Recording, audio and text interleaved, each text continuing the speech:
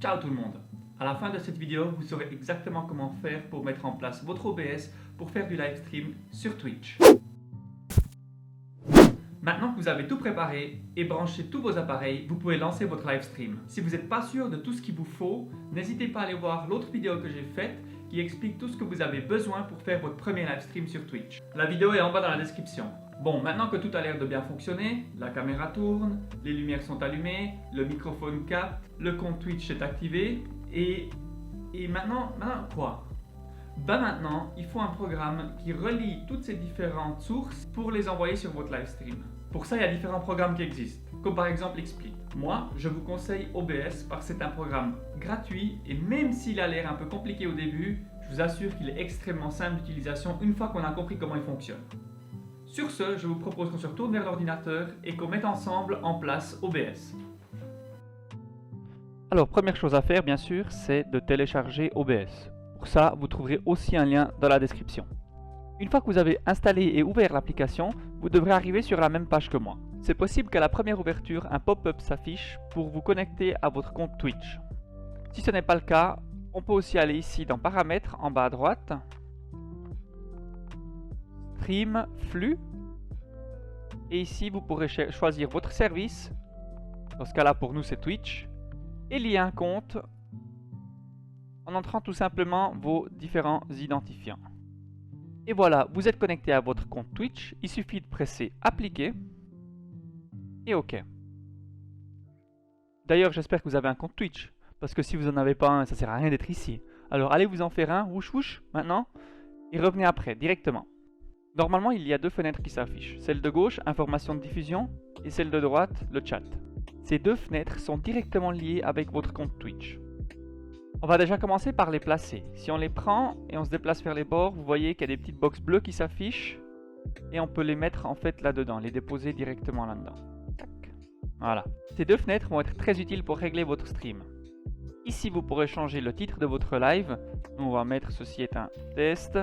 Ensuite, la notification de live. Là, j'ai mis Tremble-Soul à commencer à diffuser live.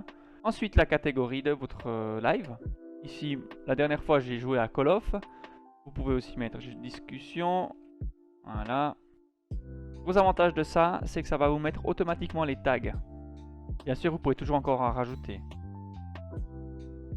Voilà, par exemple, musique funk, j'en sais rien. Et la langue du stream.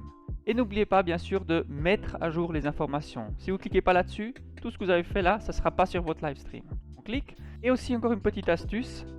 Si vous faites ça pendant le live, ça fonctionne aussi. Donc si par exemple vous changez de jeu ou bien vous changez de catégorie en passant d'un jeu vidéo à une discussion, vous pouvez le faire en plein milieu du live, c'est pas un problème. Et ensuite à droite vous avez le chat, c'est le chat qui est effectivement en live. Donc pour commencer, en bas à gauche on a les scènes. Cette fenêtre vous permettra de passer entre vos différentes scènes. Il faut s'imaginer les scènes comme un studio de vidéo. Imaginez-vous, vous avez un studio pour faire juste la discussion, un studio où vous cuisinez, un studio où vous filmez vos jeux vidéo, etc., etc. Et en cliquant dessus, vous switchez de scène. Comme ça, vous n'aurez pas besoin de mettre en place les différentes sources comme la caméra, les lumières ou le son. Pour notre exemple, on va faire 3 scènes. Une scène discussion, une scène d'attente et une scène le stream commence bientôt. Donc, pour en rajouter une, on va sur la fenêtre scène et on clique sur le petit plus. On renomme la première scène discussion. On en rajoute une deuxième. Attente. Et une troisième début de stream. Voilà. Vous voyez qu'il y a déjà une scène qui a été créée de base qui s'appelle scène. On peut cliquer dessus et le moins pour l'enlever. Maintenant, vous pouvez cliquer sur les différentes scènes et vous allez voir qu'il n'y a absolument aucune différence. Et je vais vous dire que c'est normal parce qu'on n'a pas encore rajouté les différentes sources.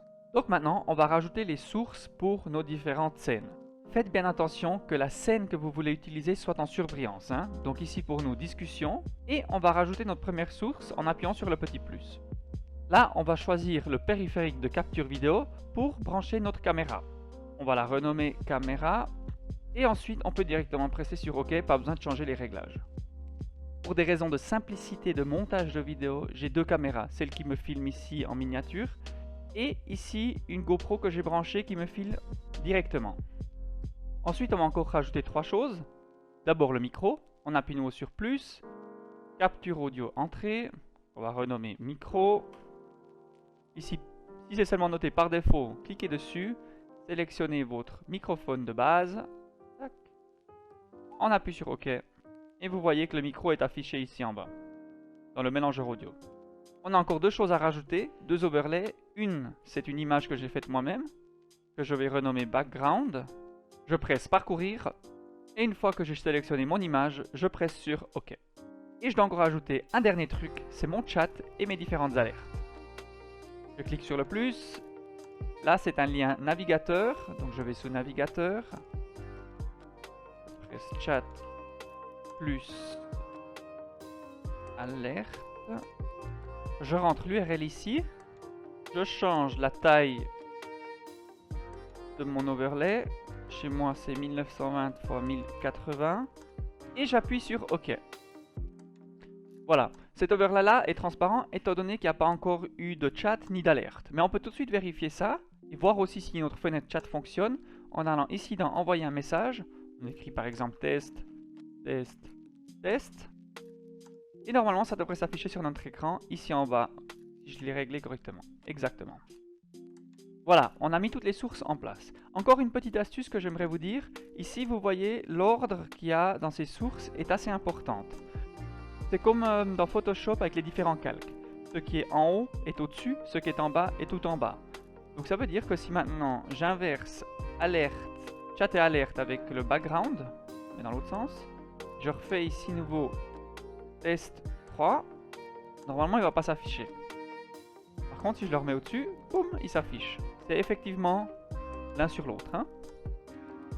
Voilà, on a la première scène qui est finie. On va passer à la suivante. La source que je vais rajouter dans la scène attente est une vidéo qui tourne en boucle.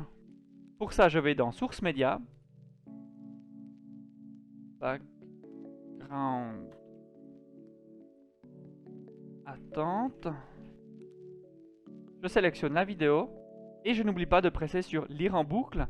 Parce que ma vidéo que j'ai faite, c'est une vidéo qui tourne non-stop. Hein. Et voilà, on a notre scène attente qui est finie. Et on va finir encore la dernière scène, début de stream. C'est aussi une vidéo qui tourne en boucle, donc on va faire exactement la même chose.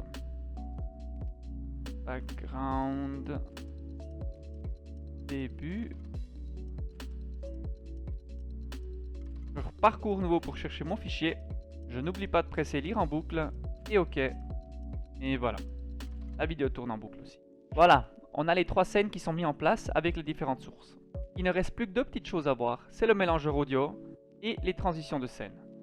Concernant le mélangeur audio, qui est ici en bas, il est dépendant de la scène. Donc si on change maintenant sur, par exemple, la scène discussion, on voit qu'il y a la caméra qui prend du son et il y a mon micro, celui que j'ai sur le casque. Moi je vous conseille de couper celui de la caméra, parce que sinon vous aurez le son en double et ça sera un peu bizarre. Pour couper le son, il faut juste cliquer là-dessus. Et puis quand on parle, on voit que maintenant le niveau vient du micro.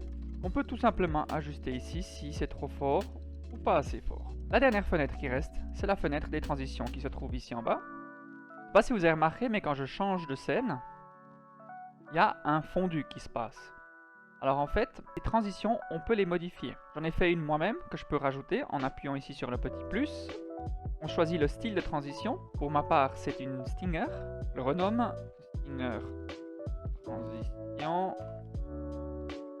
Et je parcours pour trouver mon fichier vidéo. Il ne faut pas oublier de régler le point de transition.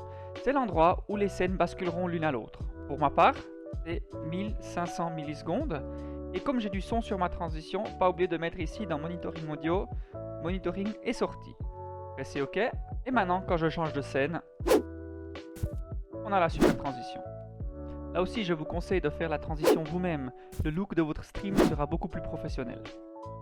Voilà, maintenant on a mis en place les différentes scènes avec toutes les sources nécessaires, donc il reste une seule chose à faire, c'est de presser « Commencer le live stream ». J'espère que cette vidéo vous aura été utile. N'hésitez pas à laisser un like si c'est le cas et de vous abonner à ma chaîne pour voir d'autres vidéos du genre. Si vous avez des questions, laissez-les dans les commentaires, je me ferai un plaisir d'y répondre. D'ailleurs, je stream tous les lundis, mercredis et vendredis sur Twitch, alors si vous souhaitez venir papoter, vous êtes tous les bienvenus. Le lien de ma chaîne Twitch est dans la description. Sur ce, je vous souhaite une bonne journée et à bientôt. Ciao!